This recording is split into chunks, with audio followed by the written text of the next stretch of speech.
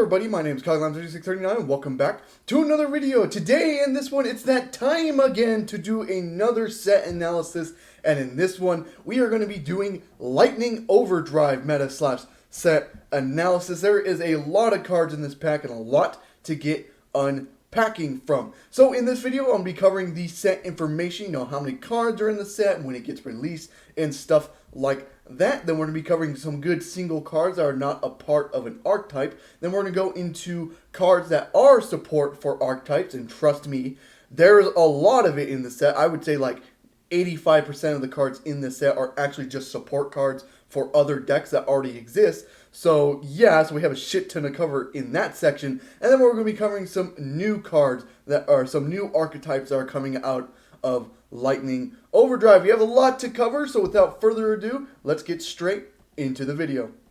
So starting off with the Lightning Overdrive information, so it does have 100 cards in today's set, with 50 commons, 26 super rares, 14 ultra rares, and then 10 secret rares. Those are basically already known at this point. There are 5 Starlight rares as well in this set, but I'm not going to put it in the set analysis or the set information because Starlight rares are very, very hard to get. And then it will release on June 4th, which is actually 2 days from now. It gets released this Friday, with a matter of fact. So yeah, that is the information for Lightning Overdrive. Now let's get into some single cards that are technically not support for archetypes. Starting off with Book of Lunar Eclipse. So basically this is now the better Book of Moon. It's kind of how they went from MST to Twin Twister. That's how they're basically doing this. So if you don't know, you can discard 1 card, target 2 face-up monsters on the field, change them to face-down defense position. So it's basically if Book of Moon and Twin Twister had a baby. That's basically what this card does. Now, will it see play? It could be. You know, Book of Moon doesn't really see that much play anymore, maybe in like sub-terror decks, but that's about it. So Book of Lunar Eclipse is supposed to be this upgrade, and they have already made this a secret rare and a Starlight rare, so they're really trying to push this card as a new card that you can actually use. Will it be used? I don't know. I don't think any of the current metas decks would be trying to use this card. Like dinosaurs already have UTC and stuff like that, so who really cares? Maybe it could be a staple later on in the future. I don't see this being played straight away. Again, Book of Moon is not really that good in today's format, since, you know, fusion summoning and ritual summoning happen a lot in this current format, and you can still fusion summon and ritual summon with face down monsters. So yeah, maybe it'll see play. It's still a very good card if it does see play, but time's gonna have to tell on this one. Our next single card comes with Dark Honest. First things first, why did you have to name it Dark Honest? Why couldn't you name it something like Dishonest or something like that? A lot of people have been saying that in the past couple of weeks. Why didn't you just name it Dishonest? Because that would have been way better than just Dark Honest. But as the name implies, this is basically a Dark Honest. It's basically an Honest that only go for dark monsters, and like Honest was for only light monsters. So once returned, you're in your main phase, you can return this face-up card from the field to your hand. That's it. That's its first effect. Then its second effect, during the damage step, when a dark monster battles an opponent's monster, quick effect, you can send this card from your hand to the graveyard. That opponent monster loses attack equal to its current attack until the end of this turn. Will it see play? I don't know. I don't think so, because Honest doesn't even see play anymore, so I don't think Dark Honest would be played. But then again, there's been a lot of dark decks going out there, so this could see play, but I don't think so. I think since we're released like around the same time Honest was, you know, ravaging the format, it could be good as well. But right now, I think the game has advanced to a point where this won't see that much play. But you know what? Having a Dark Honest in the game, I wouldn't mind having that. So yeah, that is this single card. And now on to our final single card. I know, I'm surprised as well, is Bahartiya, Sky Piecer of the Light. I don't know how to pronounce that first word. I am sorry.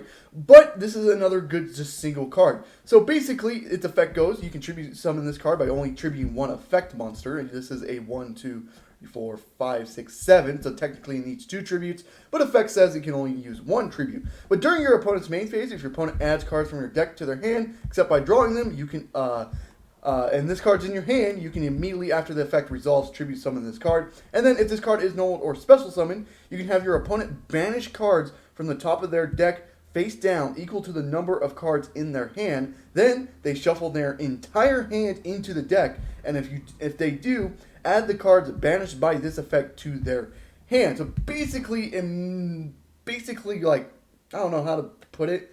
It basically just resets their hand. They put the cards they added to hand, because basically it gets effect off when they add to hand.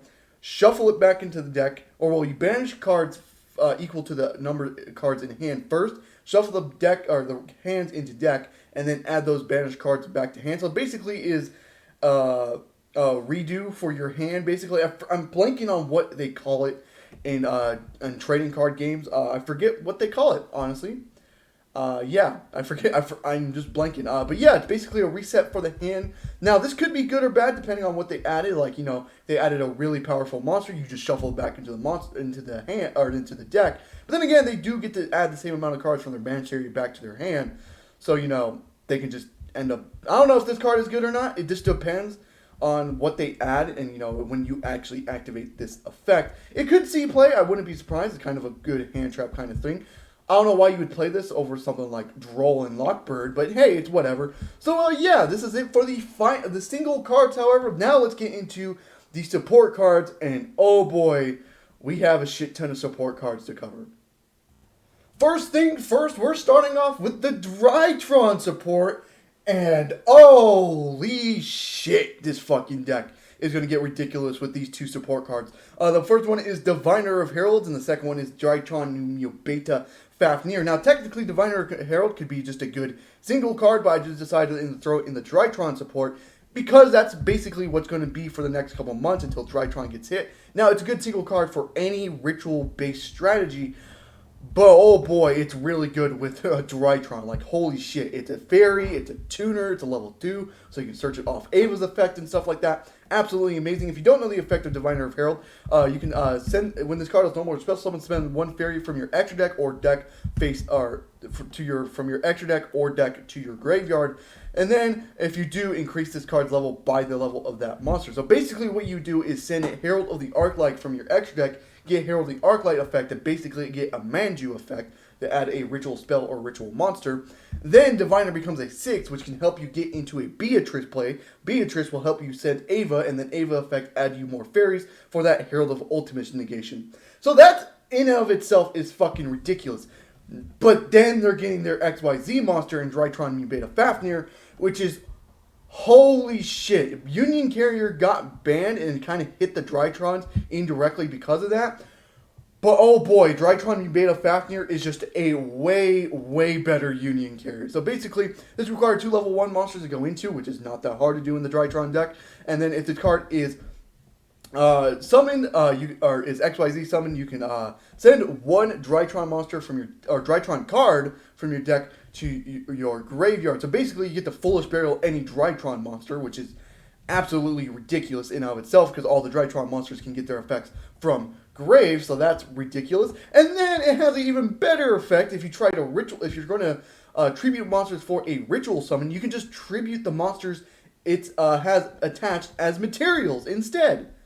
Holy shit, that's ridiculous. Not only do you get a good monster to go with it that sends a Foolish Burial, then you can use the materials you attached to get Beta Fafnir out into the field as a ritual summon, and it doesn't lose the attack of when it doesn't.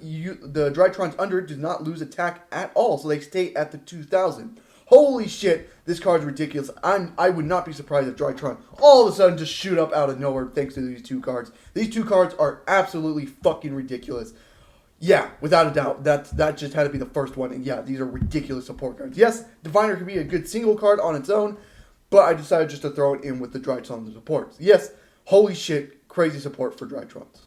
The next thing we got is Dino/Scrap Support in the name of Scrap Raptor. Now, I put Scrap Support because technically it does have Scrap effects in it and it has a Scrap name, but holy shit, this is more just a Dino Support card. Now, if you don't know what Scrap Raptor does, it's actually a dinosaur tuner, which is ridiculous. And then you can target 1 monster you control, destroy it. You can normal summon 1 more scrap monster during your main phase. Now that might seem a bad thing, but they can just destroy Baby and then get Baby's effect off, which is just ridiculous as well. And then if this card is destroyed by a, let me see, yeah, if this card is destroyed and destroyed by an effect of a scrap monster and sent to the graveyard, you can either add one Scrap Factory or one non-tuner scrap monster from your hand. So basically, what you play with Scrap Raptor is you play 2 Scrap Raptors, a Scrap Chimera, and a Scrap Golem. You basically, once you get Scrap Raptors out by using Baby Sarasaurus effect, you can get Scrap Raptor out. Get the then link it off into a Scrap Wyvern. Scrap Wyvern spells summon the Raptor back and then destroy Raptor. Scrap Raptor Chain Link 1, Wyvern Chain Link 2. Raptor add Chimera. Then you would use a Scrap Raptor's effect to already, at this point you would already use Scrap Raptor's effect to normal summon one more time. So you would normal summon Chimera effect to get another, it's just really, really ridiculous combos. I don't want to go into it because it's going to take a while. So basically, Scrap Wyvern would summon another Scrap Raptor, and then Scrap Chimera would normal summon itself, summon the Scrap Raptor in graveyard, back onto the field, start going to Appaloosa, go into Borrelsword, go into UTC, and still go into their Dolgo. So basically, Dinos get even better because they still get their same end board with the UTC and Dolka, plus Borrel Load, and Appaloosa. So it's absolutely ridiculous. Now, Dinosaur players still want to, perceive that they're a control deck, not a combo deck. Thanks to Scrap Raptor, Dinosaurs will now become a combo deck, and holy shit, it's going to be one ridiculous combo effect.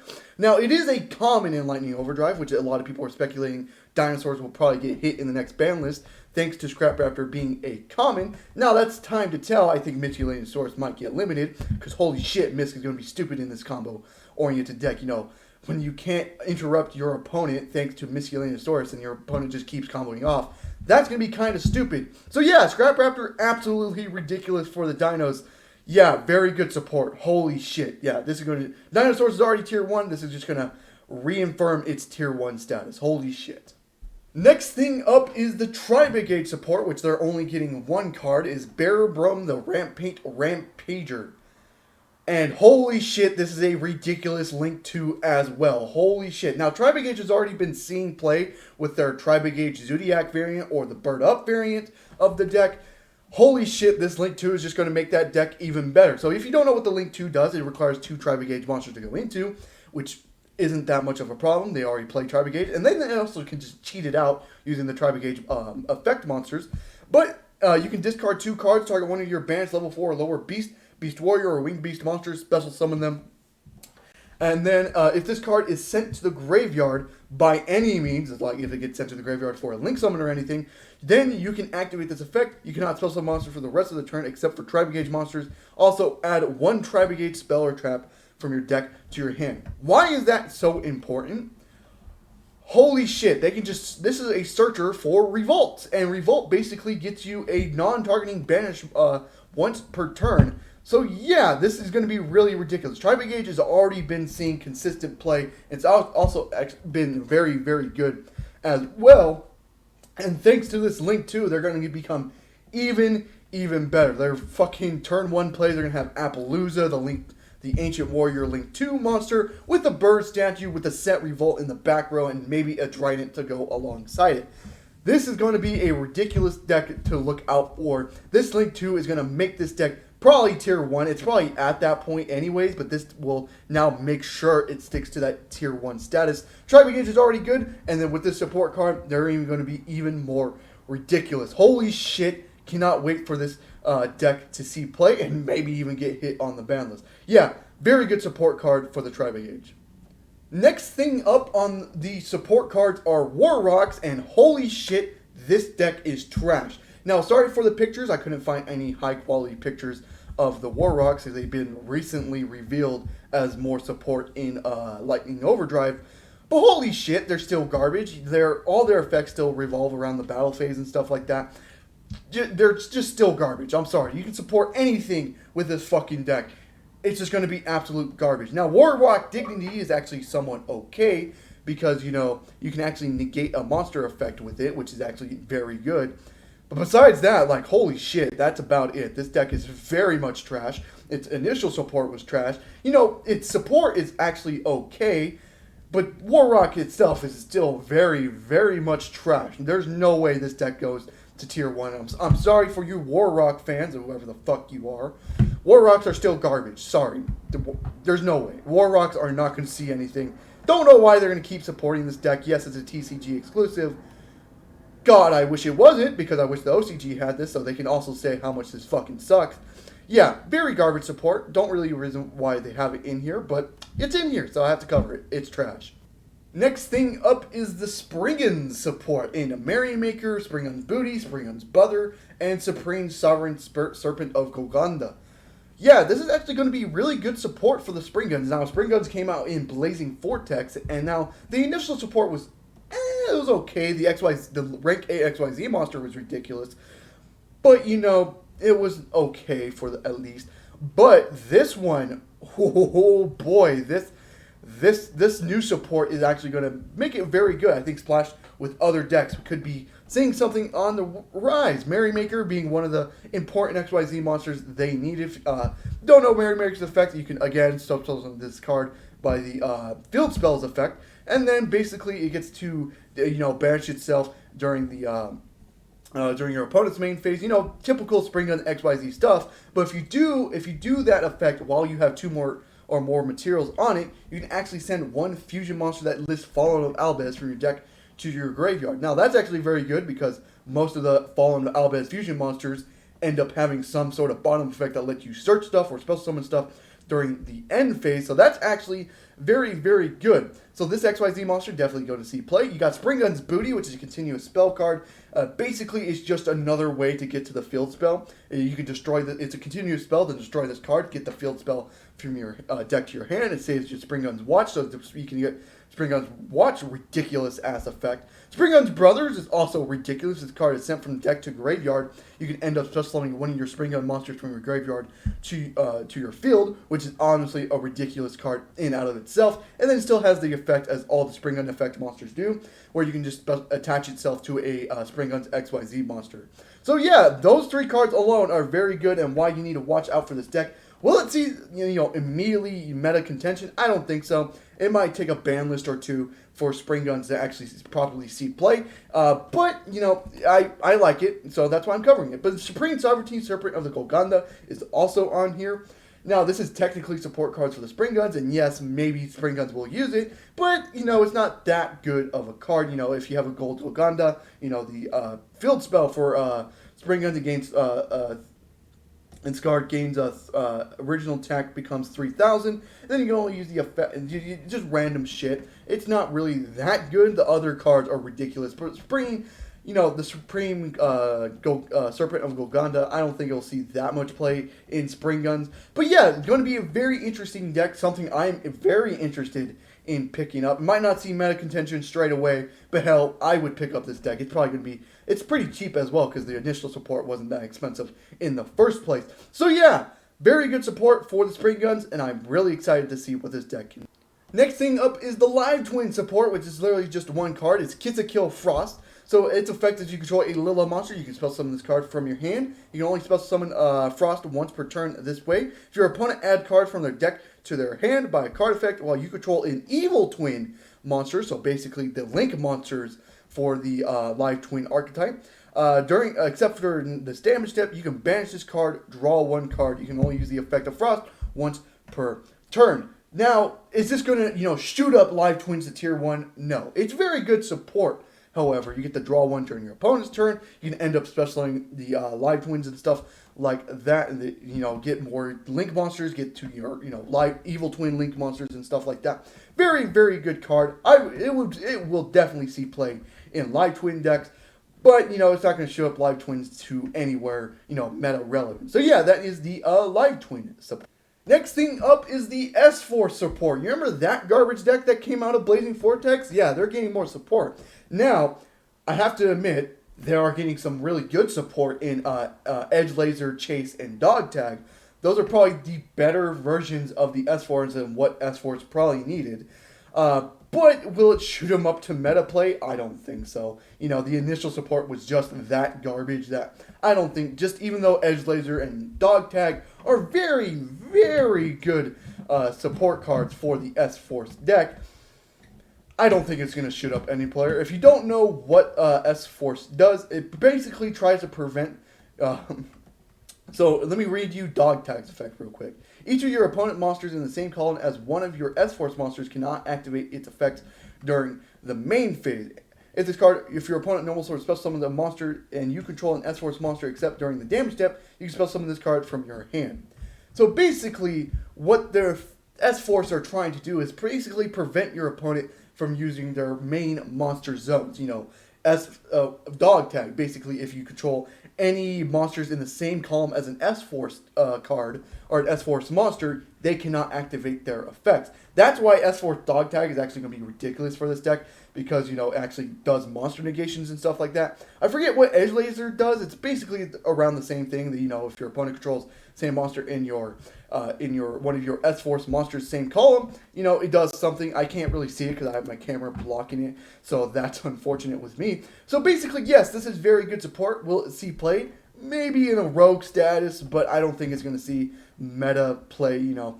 But, you know, if you want to pick up the S-Force stuff, you know, it's probably, you know, it's here. You know, it had some good spell support in the Blazing Vortex, and now it's getting some good monster support in Edge Laser and S-Force Dog Tag. So something you can look out for, but I don't think it's going to see any meta relevance. But, you know, it's S-Force support. I'm excited to see it. Hopefully this is better than War Rocks, because War Rocks are garbage. But yeah, that is the S-Force support.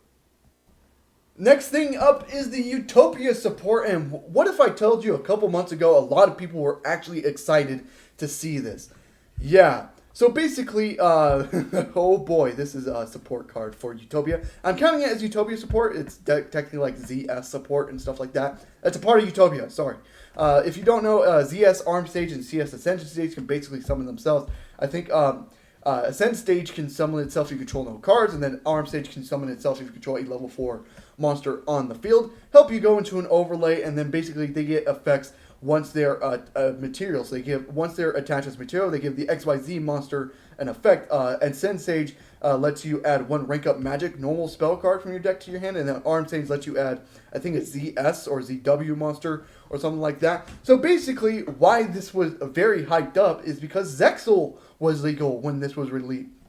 When this was revealed. So basically, this was a small Zexal engine. You summon Ascend Sage go into Arm Sage, overlay, go into Utopia, Ascend Sage material effect, add the Zexal, the rank up Zexal, I don't have it pictured here, but the new rank up support that's coming with the Utopia support, discard that card, go immediately to Zexal. So yeah, a lot of people were excited about it, and then Zexal got banned, and then all of a sudden, no one cared about the Utopia support. And that's about it. Yeah, so basically it was hyped up because it can get into Zexal really, really quickly. And then they banned Zexal. So all of a sudden this deck is no longer, you know, excited as it once was. Now they're probably going to be, you know, Dragonic Utopia Ray is a ridiculous card for Utopia monsters. But, you know, it's not going to shoot up Utopia to any meta relevance. You know, a lot of people were excited for, you know, Zexal, to use Zexal with this new support, but they can't anymore because Zexal is banned. So yeah, that is the Utopias. Now on to technically the Blackrose support. I didn't know what to call this support, so I just called it the Blackrose support. So they got 4 or 5 new cards, basically, but I only listed 3 here. They got Florida, Garden Rose Flora, Ruddy Rose, which is their new boss monster, and Rocks Rose. And they also have another effect monster, and they also have a spell as well. So basically this archetype just basically tries to get you into Blackrose and stuff like that. But, you know, now they have their new boss monster in Blood Rose Dragon, which is definitely going to see play somewhere. If you don't know what Blood Rose Dragon's effect is this card is Synchro Summon, banish as many cards as possible from the graveyards. Then if this card was Synchro Summon using a Black Rose Dragon or a plant Synchro monster as material, destroy all cards on the field as well. And then when your opponent activates a card or effect that would destroy cards, quick effect, tribute this card, negate the activation if you do. Special summon 1 Black Rose Dragon from your extra deck or graveyard. So ridiculous card. So basically, yeah, you basically use the Black Rose support to go into Blood Rose Dragon. Blood Rose Dragon, banish everything from the graveyard, and then yes, you're going to be using a plant synchro monster or a Black Rose Dragon to go into it. Then so you can just destroy all other monsters on the field, or all of the cards on the field as well. And then you get that negation effect as well for any destruction effect. And then you get to special summon a Blackrose Dragon off that. So we're just really, really ridiculous card. Blackrose Dragon is going to see play somewhere. Definitely will see play in this Blackrose Support. I don't think the Blackrose Support, is going to shoot up to tier 1. I can see this being a rogue or tier 2 strategy without a doubt, because Blackrose Dragon is absolutely fucking ridiculous. Like, holy shit. But, tier 2 status and Blackrose Dragon being played outside its archetype as well. Just going to have to find the proper home, and right now it doesn't have a really proper home right now. But yeah, this support is really something you have to keep your eye on and stuff like that, especially with all them being dragons. They might be used in Dragon Link.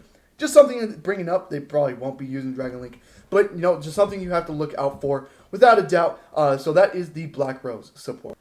We got more Sunavalon support in Blazing Vortex, and now the two ones on the right, the actual Sunavalon monsters, don't really matter. Maybe the Link 3, the one on the left, Sunavalon Milius, might see play in Sunavalon decks. But honestly, the more important one is the one in the middle here, Bang Ailey. I'm not even trying to pronounce that first name. The Samsardic Cycle. Holy shit, this is a monster they really need. Now, technically, this is Blackrose Support, but I decided to put it in Sunavalon Support because it makes more sense to put it in Sunavalon Support. Now, if you don't know, it's a Link 4 monster, which Sunavalons need a Link 4 monster for their trap to actually get its effect activated. And if you don't know, during your main phase, you can target one effect monster your opponent controls, take damage equal to its attack, and then return it back to your opponent's hand. And then if this card is in your graveyard, you can banish 2 or more Link monsters in your graveyard who combined ranking equals 4, spell summon this card back from your graveyard. Holy shit, this is something that Sunavalon needed. Now, Sunavalon, goes around, their Link 4s and stuff like that. Now, their Link 4 sucks, so this being replacement of the Link 4 could be absolutely ridiculous. They have ways to go into it. Thank God they got the support. Is this going to shoot up Sunavalon to tier 1? Fuck no. It's not even going to be rogue, but just having this card in the Sunavalon support is going to be absolutely amazing. I just love the Sunavalon, so having this as one of their support cards is absolutely amazing. It's not going to see really any play, so I really shouldn't be covering it, but who cares. Sunavalon support, can't wait, I'm excited. Now on to the new archetypes in Lightning Overdrive, starting off with the Amazements. Oh boy, oh boy, oh boy, oh boy. So basically this is a new trap-oriented deck, so basically they have cards that, they have a shit ton of traps and they have cards that go along with those traps. So basically their plan is to set as many trap cards as possible and then go into, they usually all have different effects. So they all have different effects depending on what you equipped it to. So, Amaze Attraction Horror House has an effect if you equipped it to a monster you control, target one effect monster your opponent controls and negate its effects until the end of this turn. So basically you have to have a monster out to do it. Amazing Time Ticket basically searches out an amazement monster or trap depending on which one you want to activate and when you activate it during your turn or your opponent's turn. And then their effect monsters can usually search out the amazements, except for the one in the middle of your screen here, which is basically when a trap card is activated. I think it has to be an amazement. Let me just make sure. No, if a trap card is activated, except for the damage step, special summon this card from your hand, and then if your opponent normals or special summons a monster, except during the damage step, target one of those face-up monsters, equip one attraction trap from your deck to that target. Holy shit. And then it has a top effect. Once returned, banish any number of attraction traps from your graveyard, destroy that, then target as many cards your opponent controls, destroy them. Oh boy, this is going to be a ridiculous, this is basically their boss monster for the archetype. So basically they go around traps and stuff like that, equipping to your opponents or yours and getting the effects based on which one you equipped. And then you can equip spells or traps from your deck using, the main monster, the main boss monster. They also have a field spell and stuff like that. They can immediately let you set from deck as well and stuff like that. Now, is this deck actually going to see play? It might. I think this this monster, the boss monster, definitely going to see play. This can be splashed into Outlaws. You can be splashed into Trap Tricks and stuff like that. It's going to be interesting on what this deck does. I'm really excited to see what this deck does. You know, it has a shit ton of traps, and Eldritch has proven that traps could be very good if you make those traps very good. So yeah, this is going to be an interesting deck to look out for. I can't wait for this to come out and see where it does. Hopefully it's a good deck because I have high hopes for it. Is it going to be tier 1? Probably not, but I hope it's like a tier 2 deck. That's what I'm hoping for. So yeah, that is it for the Amazements, and honestly, that is it for the new like decks in general. That's the only new deck in Lightning Overdrive. I told you there's a shit ton of support cards in Lightning Overdrive. So yeah, now let's get into my grades for Lightning Overdrive. Now on to Lightning Overdrive grades. For the meta grade, I gave it a B-. Now there were some support cards where they're absolute garbage, but holy shit, oh my god. Drytron Support is going to be absolutely ridiculous and probably going to shoot Drytron back up to tier 1. Dino Support, the Scrap Raptor, holy fuck, that's going to be ridiculous. Tri-brigade Support, that's also going to be ridiculous for the Tri-brigade and probably going to shoot it up to tier 1. So that's the reason why I gave it a B-. There's also the the Rudy Rose Dragon as well that can see play outside of its archetype and stuff like that, and I'm expecting to see as well. So that's why I gave a meta grade as a B-, because I do expect the meta to change with this set. Now, overall grade, I'm also going to give an A because there's a lot of good support cards for the decks that if you do have it. There's a lot of cards I didn't cover in here. There was stuff like Plunder Patrol stuff and stuff like that I didn't cover. If I didn't cover your deck, I'm sorry. I try to cut down a lot of things for time. But yeah, I'm going to give it overall a grade of A. And then if you should buy it, I think you can. You know, don't go overboard, I would say. But if you want to buy a couple packs, I think honestly buying a couple packs of Lightning Overdrive wouldn't hurt you in any way. You know, Scrap Raptor being a common, that's a ridiculous card in and of itself. So yeah, that is my grades for Lightning Overdrive, and that is the end of the video. I hope you guys did enjoy the video. If you did, leave a like and subscribe for more content on the channel. I do upload every single day, except for Saturday and Sunday, and I hope to see you guys in the next one. Goodbye.